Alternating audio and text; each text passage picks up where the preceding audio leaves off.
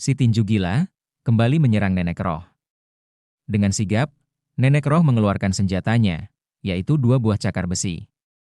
Nenek Roh kemudian menahan serangan si tinju gila. Namun, serangan si tinju gila sangat kuat. Nenek Roh terpental sejauh beberapa meter. Tak hanya itu, beberapa pohon yang ada di sana hancur karena serangan si tinju gila. Si tinju gila tak menyia-nyiakan kesempatan ini. Dirinya kembali menyerang Nenek Roh. Kali ini, Nenek Roh berhasil menghindarinya. Nenek Roh kemudian berlari ke atas bukit. Melihat hal ini, si tinju gila pun terus mengejar Nenek Roh. Mereka berdua kemudian saling beradu serangan di atas bukit. Keduanya tampak seimbang. Setelah itu, mereka berdua sama-sama turun. Seolah tak ingin membuang-buang waktu. Si tinju gila kembali menyerang Nenek Roh. Serangannya sangat keras. Sebuah retakan langsung muncul di atas tanah. Namun, Nenek Roh masih bisa menghindari serangannya dengan cara masuk ke dalam tanah. Setelah itu, Nenek Roh pun muncul di belakang si tinju gila, lalu melancarkan serangan balasan. Namun, si tinju gila bisa menghindari serangannya. Si tinju gila bergerak dengan sangat cepat, lalu muncul di belakang Nenek Roh. Si tinju gila kemudian menangkap Nenek Roh. Sementara itu, Yom Soso terus berlari sambil meneteskan air mata. Bagaimanapun juga, dirinya mengkhawatirkan keadaan gurunya. Keesokan harinya, Yom Soso duduk sendirian di dalam sebuah restoran. Saat ini, dirinya sedang menunggu gurunya. Beberapa orang bandit terus melihat ke arah Yom Soso.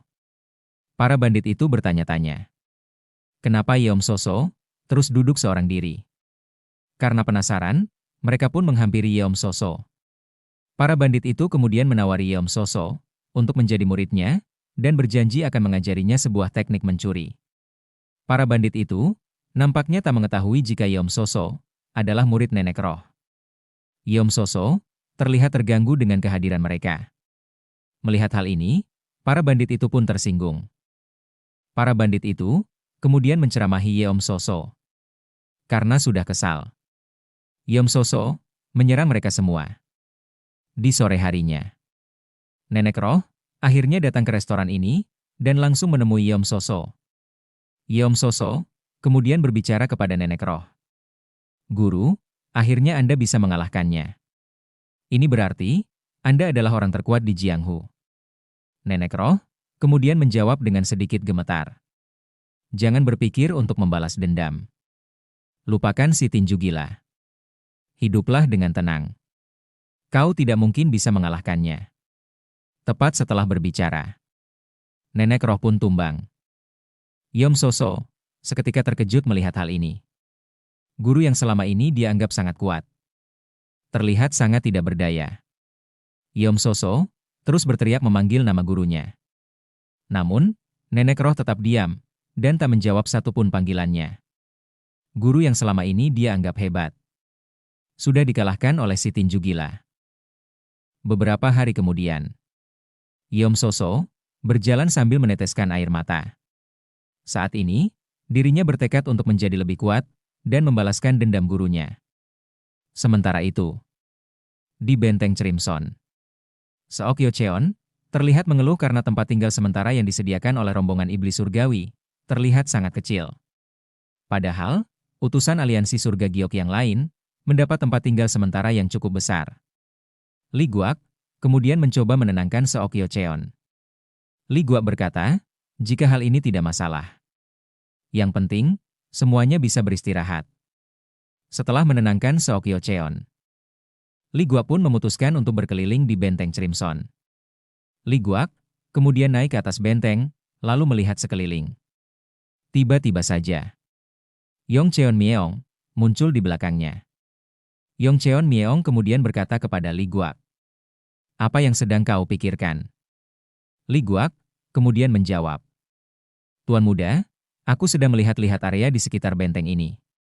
Yong Cheon Myeong kemudian terdiam.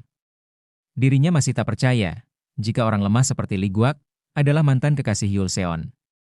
Dirinya tak akan merasa tersinggung jika mantan kekasih Yul Seon adalah orang yang sangat kuat.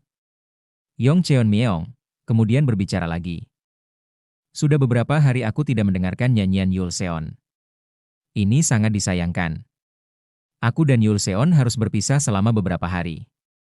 Ketua Reguli, sesekali kau harus mampir ke aula musik dan ikut mendengarkan nyanyian Yulseon. Li Gua kemudian menjawab.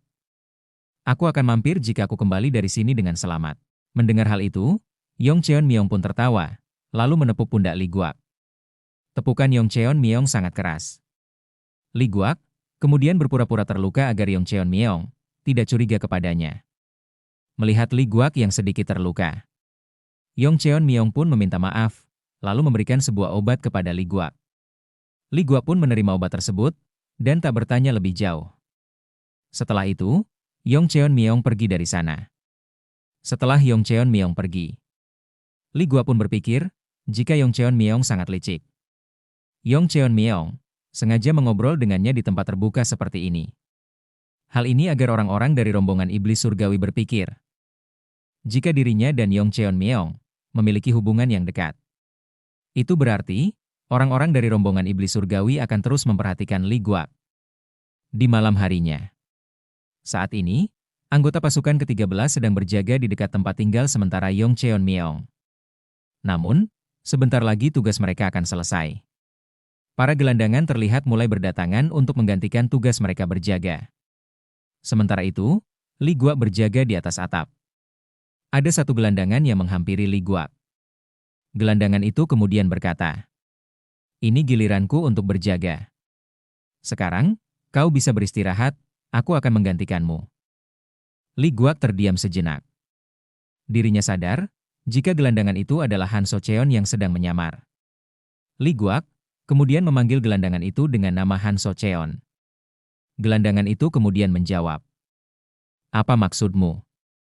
"Namaku adalah Park Duji."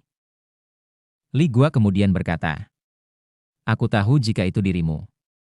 Lalu, apakah orang-orang dari pasukan darah tersembunyi juga ikut dalam misi ini?" Han So-cheon menghela nafasnya karena kaget dengan ucapan Li Guak. Han So-cheon kemudian bertanya, "Bagaimana kau tahu mengenai pasukan darah tersembunyi?" Namun, Li Guak tak menjawab dan malah kembali bertanya, "Misi apa yang dilakukan pasukan darah tersembunyi? Dan, berapa banyak anggota pasukan darah tersembunyi yang ikut dalam misi ini?" Han So-cheon kemudian menjawab, "Aku tak bisa memberitahumu mengenai hal ini." Tiba-tiba saja, Seok Yeon dan Ki Jin-fi memanggilnya dari bawah. Mendengar hal itu, Li Guak pun berbicara sambil memeluk Han So-cheon. "Tempat ini sangat berbahaya. Kau harus selalu berhati-hati." Setelah itu, Li Guak pun turun ke bawah. Han So-cheon kemudian bergumam, "Kenapa akhir-akhir ini dia terlihat sangat jantan?" Beberapa menit kemudian, di tempat tinggal sementara, Seok Yeon bertanya kepada Cheon Wol dan Ki Jin-fi, "Apa yang Li Guak katakan pada kalian berdua?" Cheon Wol dan Ki Jin-fi terlihat kaget. Keringat menetes di wajah mereka berdua. Pasalnya, Li Guak berkata kepada mereka berdua tentang rencananya untuk membuat rute pelarian. Dan, Li Guak juga berkata agar tak memberitahu Seok Yeon. Hal ini karena Seok Yeon mudah panik dan juga sangat penakut. Cheon Wol kemudian menjawab, jika Li Guak hanya bertanya mengenai hubungannya dengan Lim Sobo. Seok Yeon kemudian berkata kepada Cheon Wol, "Katakan yang sebenarnya. Aku sudah mengenal Li Guak selama bertahun-tahun. Jadi, aku tahu apa yang sedang terjadi." Mendengar hal ini, Ki Jin-fi dan Cheon Wol pun semakin bingung. Mereka tak bisa menyembunyikannya lagi. Ki Jin-fi kemudian mencoba menjelaskan apa yang sebenarnya Li Guak bicarakan. Namun, Seok Yeon tiba-tiba saja tertawa. Seok Yeon kemudian berkata, "Kalian pasti membicarakan hari ulang tahunku. Li Guak memang temanku yang terbaik. Dia mengingat hari ulang tahunku, bahkan ketika kita sedang berada di wilayah musuh." Mendengar hal itu, Ki Jin-fi dan Cheon Wol pun tersenyum canggung. Untungnya, Seok Yeon salah paham. Sementara itu, Li Guak saat ini sedang berjalan seorang diri. Pertanyaan besar muncul di kepalanya. Kenapa pasukan darah tersembunyi ikut serta dalam misi negosiasi seperti ini? Ini benar-benar aneh. Pasti ada sesuatu yang lebih besar di belakangnya. Tiba-tiba saja, seorang pria melemparkan sebuah tali ke arahnya. Dengan cepat, Li Guak pun menghindarinya. Li Guak kemudian muncul di belakang pria tersebut. Dirinya kemudian berbicara kepada pria tersebut. "Siapa kau? Kenapa kau menyerangku?" Tiba-tiba saja, pria lain melemparkan kunai ke arahnya. Li Guak dengan cepat menghindarinya. Li Guak kemudian berkata kepada dua pria tersebut, "Kalian pasti dari rombongan iblis surgawi. Kalian tidak seharusnya menyerang utusan negosiasi dari aliansi surga Giok. Ini akan mengganggu jalannya negosiasi." Kedua pria itu kemudian tertawa, lalu berkata, "Negosiasi tak akan berhenti hanya karena prajurit aula luar sepertimu." Tiba-tiba saja, serigala hitam muncul di belakang Li Guak. Serigala hitam kemudian berbicara. "Pemimpin regu Li Guak, ternyata kau lebih menarik daripada yang kupikirkan. Aku awalnya curiga terhadapmu. Aku sempat ragu karena kau berasal dari aula luar. Namun, setelah melihatmu menghindari dua serangan tadi, aku yakin jika kau adalah pelakunya." Li Guak kemudian berkata, "Apa maksudmu? Aku tidak tahu apa yang kau bicarakan." Serigala hitam kemudian membalas, "Orang yang sudah mengalahkan pasukan pelacak. Aku yakin jika orang itu adalah kau. Kau benar-benar mencurigakan. Banyak hal aneh terjadi di sekitarmu. Sangat aneh jika kau bisa dekat dengan murid pemimpin pelataran rahasia. Dan juga, kau bisa selamat setelah pulang dari markas rombongan pedagang segudang." Li Guak kemudian berkata, "Aku hanya beruntung. Jangan menuduhku tanpa bukti. Aku akan mengajukan keluhan ke pihak rombongan iblis surgawi, karena kau menuduhku tanpa bukti." Serigala hitam kemudian membentak Li Guak, "Jianghu bukanlah tempat di mana keberuntungan terus bekerja. Berdasarkan temuan kami, kau juga terlihat mengobrol dengan Yong Cheon Meong. Ini menandakan jika kau sangat dekat dengan Yong Cheon Meong." Li Guak kemudian menggertakkan giginya, lalu menjawab, "Kau salah paham. Yong Cheon Meong justru sangat membenciku." Mendengar hal ini, serigala hitam pun kembali membentak Li Guak, "Bajingan, berani-beraninya kau terus berbohong." Tepat setelah serigala hitam selesai berbicara, dua orang pria yang ada di belakangnya menyerang Li Guak. Salah satu pria itu menyerang dengan menggunakan pedang, dan salah satunya menyerang dengan cara menembakkan kunai. Li Guak terdiam sejenak. Jika dirinya membiarkan mereka, mereka akan membocorkan kekuatannya. Saat ini, bukan saatnya untuk ragu-ragu. Li Guak dengan cepat menyerang salah satu dari mereka. Salah satu pria itu pun langsung tumbang. Sementara itu, serigala hitam terlihat tersenyum. Hal ini karena analisanya tidak salah. Salah satu pria yang lain kembali menyerang Li Guak. Li Guak dengan cepat menghindarinya, lalu melancarkan serangan balasan. Pria itu mencoba menahannya.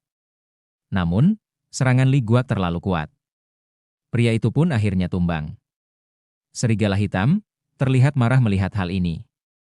Seniman bela diri kuat seperti Li Guak tidak tercatat dalam daftar seniman bela diri yang perlu diwaspadai. Ini benar-benar mengejutkannya.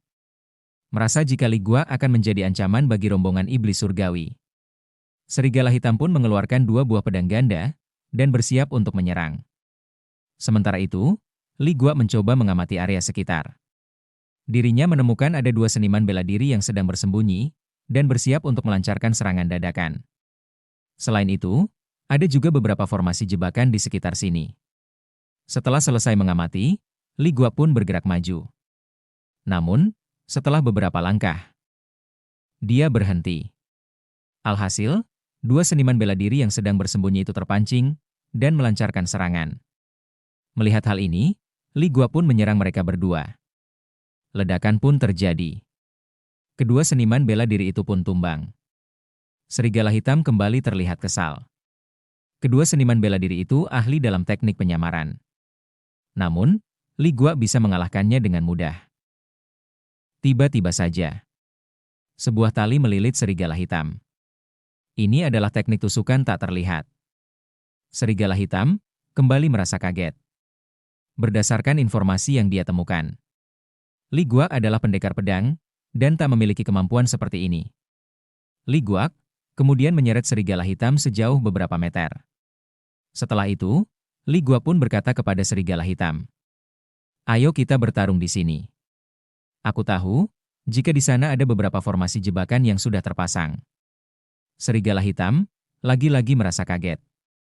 Bagaimana mungkin Li Guak menyadari jika ada formasi jebakan yang sudah terpasang? Pertanyaan besar kini muncul di kepala serigala hitam. Siapa Li Guak sebenarnya? Namun, saat ini bukan waktunya untuk berpikir terlalu jauh. Serigala hitam kemudian menyerang Li Guak. Li Guak dengan mudah menangkis semua serangan serigala hitam. Mereka berdua terus beradu serangan. Merasa tak menemukan celah, serigala hitam pun mengeluarkan serangan pamungkasnya. Tubuh serigala hitam tiba-tiba saja menghilang. Tak hanya itu, area di sekitar Li Guak pun menjadi gelap. Li Guak tak bisa merasakan kehadiran serigala hitam. Tiba-tiba saja, sebuah serangan berhasil melukai tubuh Li Guak. Li Guak kemudian mencoba menangkisnya. Namun, dirinya gagal. Serangan kedua kembali melukai tubuh Li Guak. Li Guak terus mencoba menangkisnya. Namun, dirinya terus gagal. Serigala hitam tertawa melihat ketidakberdayaan Li Guak. Serigala hitam pun yakin jika dirinya bisa mengalahkan Li Guak. Beberapa pedang muncul dari kegelapan. Pedang-pedang itu kemudian melesat ke arah Li Guak. Namun, hal di luar dugaan terjadi. Sebuah pedang tiba-tiba saja mendarat di tubuh serigala hitam. Serigala hitam kaget bukan kepalang. Bagaimana bisa Li Guak mengetahui posisinya? Padahal, dari tadi, Li Guak tak bisa menangkis satupun serangannya. Li Guak kemudian berbicara dengan nada yang tenang. "Kau sengaja memamerkan seranganmu. Dan, diam-diam menempelkan jimat di tubuhku. Ketika aku melepaskan jimat itu, aku bisa melihatmu. Namun, aku terus berpura-pura agar kau tak menyadarinya." Setelah mendengar hal itu, serigala hitam pun tumbang dengan ekspresi wajah tak percaya. Li Guak kemudian berpikir, bagaimana caranya menghilangkan semua bukti pertarungan. Namun, setelah beberapa saat berpikir, dirinya tak bisa melakukan apa-apa. Pasalnya, tempat ini adalah wilayah musuh. Maka dari itu, Li Guak pun memilih kembali ke tempat tinggal sementara, dan akan berpura-pura jika dirinya sedang tidur. Beberapa jam kemudian, salah seorang pria memberikan laporan kepada Zhou Cheonguang jika serigala hitam sudah dikalahkan. Namun, pria itu tak mengetahui siapa yang sudah mengalahkan serigala hitam. Zhou Cheonguang terlihat sangat marah. Dirinya kemudian mengutuk orang yang sudah mengalahkan serigala hitam. Keesokan harinya, perjalanan kembali dimulai. Pihak rombongan iblis surgawi memandu utusan dari aliansi surga Giok menuju markas besar rombongan iblis surgawi. Yong Cheon-meong kemudian berkata kepada salah satu perwakilan rombongan iblis surgawi yang bernama Oh Cho-hye. Ekspresi Zhou Cheonguang terlihat sangat kesal ketika kita meninggalkan benteng Crimson. Oh Cho-hye kemudian menjawab, Anda tidak perlu mengkhawatirkan hal itu. Saat ini, Anda hanya perlu terus maju menuju markas besar. Dan juga, tempat ini cukup berbahaya. Yong Cheon-meong kemudian bertanya. Nampaknya, rombongan iblis surgawi tak bisa mengendalikan tempat ini sepenuhnya. Dan juga, kenapa kau terus menutupi wajahmu? Oh Cho-hye kemudian menjawab. Saya takut, wajah jelek saya akan menakuti Anda. Jadi, tolong pahami keadaan saya. Beberapa jam kemudian, pihak aliansi surga Giok dan pihak rombongan iblis surgawi sepakat untuk beristirahat. Oh Cho-hye berbicara kepada pria besar yang ada di sebelahnya. Ada seorang prajurit dari aliansi surga Giok yang terus membuatku terganggu. Prajurit itu berada di barisan paling belakang. Pria besar itu kemudian berkata, Jangan khawatir. Prajurit yang ada di barisan belakang adalah sekumpulan sampah. Mereka hanya gelandangan dan prajurit aula luar. Meskipun ucapan pria besar itu terdengar sangat percaya diri. Tapi, Oh Cho-hye terus merasa terganggu dengan tatapan Li Guak. Oh Cho-hye merasa, jika Li Guak bisa melihat wajahnya meskipun sudah tertutup kain. Sementara itu, Pasukan ke-13 saat ini sedang beristirahat di dekat sebuah pohon. Seokyo Cheon berkata kepada mereka semua, jika dirinya merasa penasaran, apakah Oh Cho-hye merupakan wanita cantik atau bukan. Ki Jinvi kemudian menjawab, jika Oh Cho-hye kemungkinan buruk rupa. Sementara itu, Li Guak berkata, jika Oh Cho-hye sangat cantik. Seokyo Cheon kemudian bertanya, bagaimana Li Guak bisa tahu? Li Guak kemudian menjawab sambil tertawa, jika itu hanya perasaannya saja. Setelah beristirahat selama beberapa jam, mereka pun kembali melanjutkan perjalanan. Mereka semua melewati sebuah desa kecil. Para penduduk desa terus memandangi utusan dari aliansi surga giok.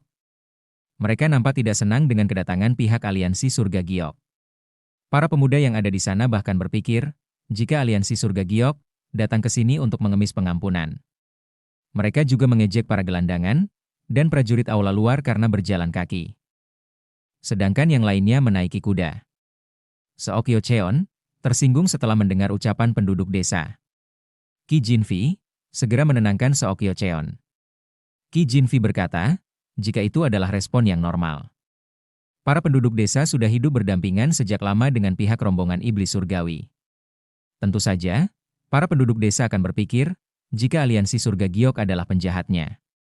Keesokan harinya, mereka akhirnya tiba di depan paviliun surgawi timur. Tiba-tiba saja, seorang pria tua muncul di hadapan Yong Cheon Myeong. Pria tua itu adalah pemimpin paviliun surgawi timur. Pria tua itu berkata kepada Yong Cheon Myeong, beraninya para bajingan dari aliansi surga giok menginjakkan kakinya di sini. Aku akan mengampuni nyawamu jika kau saat ini sedang tersesat. Yong Cheon Myeong kemudian membalas, orang-orang di sini nampaknya suka menyambut tamu dengan kasar. Mendengar hal itu, pria tua itu pun terlihat sangat kesal. Oh Cho-hye kemudian berbicara kepada pria tua tersebut. Mereka adalah tamu pemimpin. Anda tidak boleh menodai reputasi pemimpin. Pria tua itu kemudian berbicara kepada Oh Cho-hye. Ini semua ulahmu. Kau yang membawa mereka ke sini. Sejak awal, aku sudah tidak menyukaimu. Setelah berbicara, pria tua itu pun memperbolehkan utusan dari aliansi surga giok untuk melewati paviliun surgawi timur. Saat mulai berjalan, Yong Cheon Myeong berbicara kepada pria tua tersebut. Berani-beraninya, orang sepertimu menunjukkan taring kepada tamu tuanmu. Rombongan iblis surgawi memang tidak tahu sopan santun. Pria tua itu terlihat sangat marah, lalu mencoba menyerang Yong Cheon Myeong. Namun, Seo Jong Myeong segera menghentikan pria tua tersebut. Seo Jong Myeong kemudian berkata, Pak Tua, marah-marah tidak baik untuk tubuhmu. Kau juga sudah punya banyak kerutan. Jangan biarkan kerutan itu semakin banyak. Pria tua itu semakin marah setelah mendengar ejekan Seo Jong Myeong. Namun, bawahannya segera menenangkan pria tua tersebut. Sementara itu, Li Guak terus mengamati tempat ini sambil berjalan maju. Dirinya berpikir, bagaimana caranya melewati tempat ini dengan aman. Bagaimanapun, jika situasinya di luar kendali, dirinya harus bisa melewati tempat ini dengan aman. Di malam harinya, mereka melanjutkan perjalanan dengan menaiki kapal. Li Guak, Ki Jinvi, dan Cheon Wol saat ini sedang mendiskusikan rute pelarian secara diam-diam. Ki Jinvi bertanya kepada Li Guak, bagaimana caranya melarikan diri melewati jalur air. Li Guak kemudian menjawab, jika solusinya adalah berenang. Ki Jinvi kemudian berkata, jika hal itu sangat berbahaya. Jika musuh mengejar menggunakan perahu, maka semuanya bisa tertangkap. Cheon Wol kemudian berkata, bagaimana jika menenun alang-alang dengan jumlah yang besar, untuk digunakan sebagai perahu sementara pada saat melarikan diri. Li Guak dan Ki Jinvi kemudian memuji Cheon Wol karena sudah memberikan ide yang sangat bagus. Tiba-tiba saja, John Ok menghampiri mereka bertiga. John Ok kemudian mengajak Li Guak untuk mengobrol empat mata. Li Guak pun mengiyakan. Melihat hal ini, Ki Jinvi pun bergumam pelan. Orang itu sangat menjengkelkan. Ketika aku mengamatinya, aku yakin jika dia adalah orang yang berbahaya. Akan lebih baik jika menjauh darinya. Dia adalah tipe orang yang akan menghalalkan segala cara untuk mencapai ambisinya. John Ok berbicara kepada Li Guak. Aku akan terus memanjat lebih tinggi. Aku akan membalas dendam kepada orang-orang yang selalu memandang rendah diriku. Para bajingan itu selalu memandang rendah diriku karena berasal dari aula luar. Itulah sebabnya, aku akan melakukan apapun untuk mencapai tujuanku. Li Gua kemudian bertanya kepada John Oke. Apa maksudmu? John Oke hanya tersenyum, lalu menepuk pundak Li Gua. Setelah itu, John Oke pun berbalik, lalu berjalan ke arah para gelandangan. John Oke kemudian mengobrol dengan salah satu gelandangan. Namun, Li Gua sadar. Jika gelandangan yang mengobrol dengan John Oke adalah anggota pasukan darah tersembunyi yang sedang menyamar. Li Gua kemudian melihat ke arah Han So Cheon. Dirinya merasa, jika ada sesuatu yang tidak beres. Li Gua kemudian mencoba menghampiri Han So Cheon. Namun, Han So Cheon segera menggelengkan kepalanya ke arah Li Gua. Ini adalah tanda, jika Li Gua tak boleh mendekat ke arahnya. Tiba-tiba saja, beberapa tombak melesat, lalu menancap di atas kapal. Ada peledak yang dikaitkan di masing-masing tombak tersebut. Ledakan pun terjadi. Kapal sedikit bergoyang karena ledakan. Beberapa orang terlihat panik karena ledakan tersebut. Yong Cheon Myeong kemudian berteriak. Rombongan iblis surgawi bertindak seperti pengecut. Berani-beraninya kalian menyerang kami di saat situasi seperti ini. Oh Cho Hye kemudian menenangkan Yong Cheon Myeong. Oh Cho Hye juga berkata, jika ini adalah kesalahpahaman. Yong Cheon Myeong kembali berteriak. Ini bukan kesalahpahaman. Aku yakin, kalian sengaja menyerang kami. Yong Cheon Myeong kemudian memerintahkan Seo Jong Myeong dan pasukan tanpa bayangan untuk mencari orang yang sudah menyerang kapal. Seo Jong Myeong dan pasukan tanpa bayangan kemudian bergerak mencari pelaku yang sudah menyerang kapal. Meskipun situasi terlihat kacau, Li Gua mengamati semuanya dengan sangat cermat. Li Gua sadar, jika Yong Cheon Myeong sedang bersandiwara. Pada saat ledakan terjadi, pasukan darah tersembunyi melompat ke dalam air, lalu diam-diam pergi dari sini. Ledakan tadi hanyalah pengalihan, agar pihak rombongan iblis surgawi tak menyadari pergerakan pasukan darah tersembunyi. Pastinya, ada misi rahasia yang sedang dijalankan oleh Han So Cheon dan pasukan darah tersembunyi. Pertanyaan besar muncul di kepala Li Gua. Apa sebenarnya rencana aliansi surga Giok?